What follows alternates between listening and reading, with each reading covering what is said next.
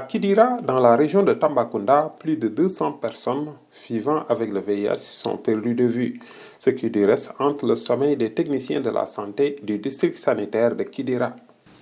Notre principal souci ici, c'est que quand on diagnostique une personne, que ce soit IST tout court ou VIH, il y a les pertes de vue, parce que c'est une zone mobile, comme dans chaque district qui est frontalier à notre pays. On a beaucoup de soucis par rapport à ce qui est infection, VIH, SIDA, comportement des gens par rapport au sexe. Donc la population est très exposée. Dans cette partie orientale du pays, 80% des tests travailleurs de sexe sont des étrangers.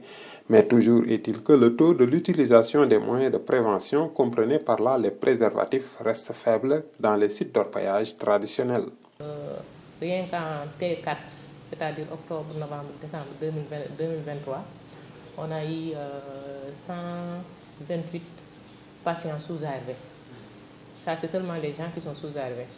Et quand on parle de la cohorte, c'est-à-dire les gens avec qui on a démarré un traitement depuis le début de la prise en charge, on est à 385. Les décès inclus, les pertes de vue inclus. En tout cas, les postes qui couvrent ces sites d'orpaillage, que ce soit Diabougou, Lamignal, Kenyaba, eux tous, ils viennent s'approvisionner ici au dépôt du district pour tout ce qui est préservatif et fournissent des rapports aux pharmaciens, médecins pharmaciens. Ici, selon les statistiques, 385 personnes vivent avec le VIH-Sida.